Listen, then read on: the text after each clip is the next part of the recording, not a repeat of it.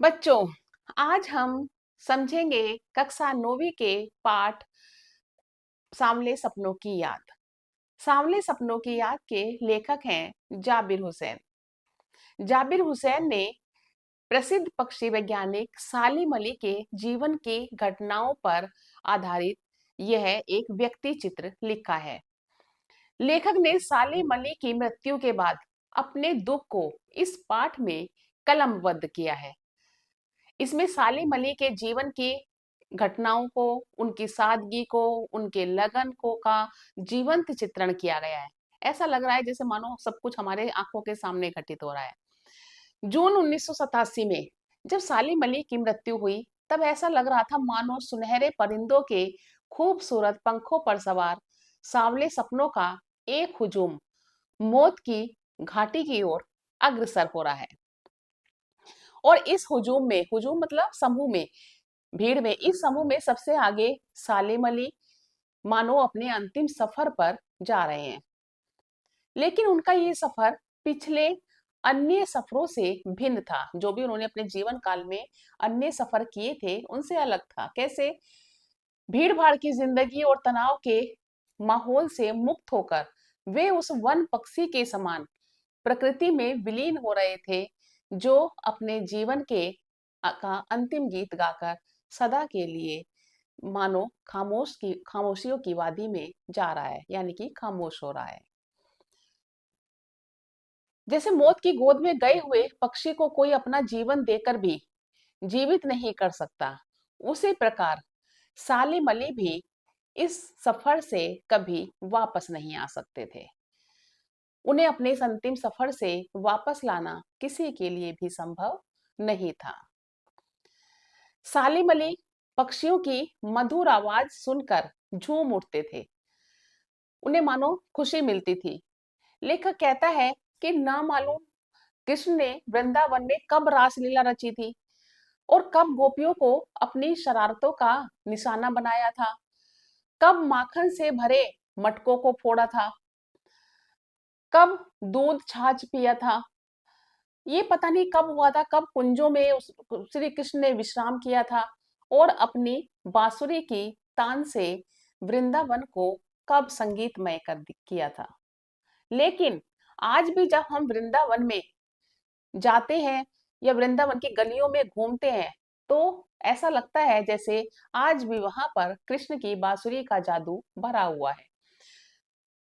वृंदावन को जैसे कृष्ण से की यादों से अलग नहीं किया जा सकता, वैसे ही प्रकृति और पक्षियों को भी सालिम अली से अलग करके नहीं देखा जा सकता। सालिम अली एक कमजोर काया वाले व्यक्ति थे, जो कि 100 वर्ष के होने ही वाले थे कि उन्हें कैंसर की बीमारी हो गई और वे उसी बीमारी के कारण चल बसे। जीवन के अंतिम क्षणों तक वे पक्षियों की खोज और उनकी हिफाजत और उनकी सेवा में ही लगे रहे। उन जैसा बर्ड वॉचर शायद ही कोई हुआ होगा। वे सदा प्रकृति को हंसती खेलती रहस्य भरी दुनिया के समान समझते थे। उन्हें लगता था जैसे मानो प्रकृति में हजारों रहस्य छुपे हुए हैं और उनके इस कार्य में उनकी जीवन साथी तहमीना ने उनका पूरा साथ दिया।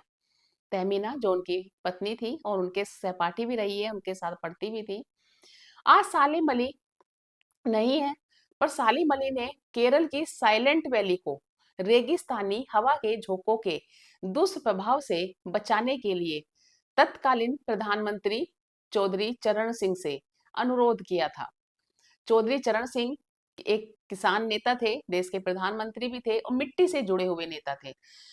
चौधरी साहब गांव की मिट्टी पर पड़ने वाली पानी की पहली बूंद का महत्व बहुत अच्छी तरह समझते थे और दूषित पर्यावरण के दुष्परिणामों के बारे में भी समझते थे। और ऐसे समझ रखने वाले वो मानव देश के आखिरी नेता थे। पर्यावरण के संभावित खतरों का जो चित्र सालिम अली ने उनके सामने रखा, उससे प्रधानमंत्री की आंखें भी नम हो गई थी। वे भावुक हो गए थे, क्योंकि वे भली भांति जानते थे कि अगर पर्यावरण दूषित हुआ तो उसका काफी बड़े बड़े दुष्परिणाम हमें भुगतने पड़ेंगे। आज सालिम अली और चौधरी साहब दोनों ही नहीं है। आज सोंधी मिट्टी पर उगी फसलों के बीच नए भारत की नींव रखने वाला शायद कोई नहीं रहा। अब हिमालय और लद्दाख की बर्फीली जमीनों पर जीने वाले जो पक्षी हैं, अनगिनत पक्षी हैं, उनकी वकालत कौन करेगा? लेखक यही बात सोचकर चिंतित है। उसे चिंता हो रही है कि अब पक्षियों की वकालत करने वाला शायद कोई नहीं बचा।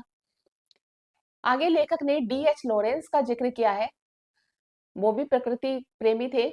डीएच लॉरेंस की मृत्यु के बाद लोगों ने जब उनकी पत्नी फ्रीडा लॉरेंस से अनुरोध किया कि वे अपने पति के बारे में कुछ लिखें, तो फ्रीडा ने उत्तर दिया कि छत पर बैठने वाली गोरैया उनके बारे में मुझसे अधिक जानती है। क्योंकि साले जो डीएच लॉरेंस का जीवन था वो एक खुली किताब की तरह था। सालिम अली ने फॉल ऑफ ए स्पैरो नाम से अपनी एक आत्मकथा लिखी थी। जटिल प्राणियों के लिए सालिम अली हमेशा एक पहेली बने रहे।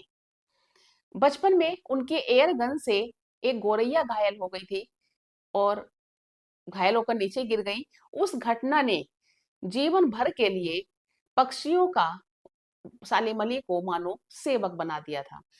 या यूं कह सकते हैं कि उसके बाद सालिम अली पूरी तरह से प्रकृति और पक्षियों को समर्पित हो गए। डीएच लॉरेंस की तरह लंबी दूरबीन लटकाए हुए जगह जगह पक्षियों की तलाश करते रहे और अपने खोजपूर्ण नतीजे अपनी रचनाओं के द्वारा देते रहे। लेखक की आंखें उनके जाने पर भीग गई हैं।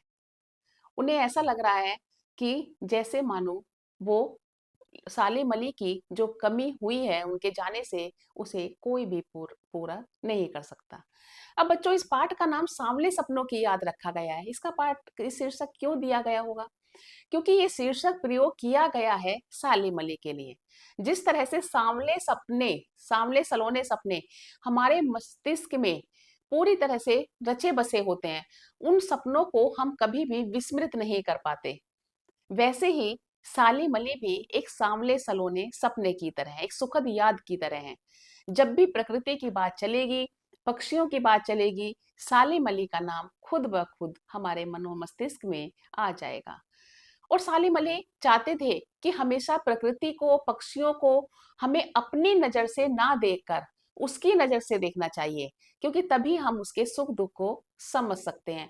क्योंकि हमारा सोचना का तरीका और पक्षियों के सोचने का तरीका बिल्कुल अलग है, उनकी परिस्थितियां अलग है, हमारी परिस्थितियां अलग हैं। इसलिए अगर किसी को भी गहराई से समझना है तो हमें अपनी नजर से ना देखकर उसकी नजर से देखने का प्रयास करना चाहिए। तभी हम उसके अंदर छिपे हुए रहस्यों को जान सकते हैं। और इस कला में सालेम अली पूरी तरह से पारंगत थे। तो इस तरह से हम कह सकते हैं कि पक्षी, प्रकृति और सालिम अली दोनों ही एक दूसरे के पर्याय थे, एक दूसरे के पूरक थे।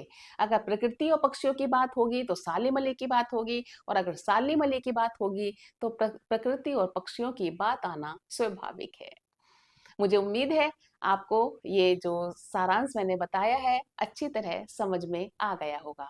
और ये वीडियो देखने के बाद जब आप इस पाठ को पढ़ेंगे तो मुझे लगता है कि आपको कोई भी ऐसी परेशानी नहीं होगी कि कोई भी प्रश्न पूछा जाए पाठ में से, आप बहुत आसानी से अपने शब्दों में उसका उत्तर देने में पूरी तरह से समर्थ होंगे। और अगर फिर भी आपकी कोई समस्या है तो आप कमेंट बॉक्स में लिखकर पूछ सकते हैं। और मेरे चैनल को सब्सक्राइब करना ना भूलें और लाइक और साथ में कमेंट करना भी ना भूलें। नमस्कार।